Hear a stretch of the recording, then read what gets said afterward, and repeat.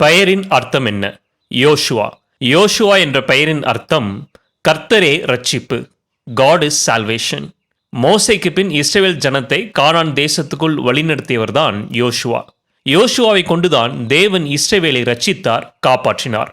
நாமும் அநேக வேளைகளில் தவறுகள் செய்து பாவம் செய்து பிரச்சனையிலும் கஷ்டத்திலும் மாட்டிக்கொள்கிறோம். இருந்தாலும் தேவன் கிருபையாக நம்மை அதிலிருந்து மீட்கிறார், காப்பாற்றுகிறார். தேவன் நம்மிடம் சொல்கிறார், பலம் கொண்டு திடமனதாயிரு, நான் உன்னை விட்டு விலகுவதும் இல்லை, உன்னை கைவிடுவதும் இல்லை. நீ பயப்படாதே, நான் உன்னுடனே இருக்கிறேன், திகையாதே, நான் உன் தேவன்.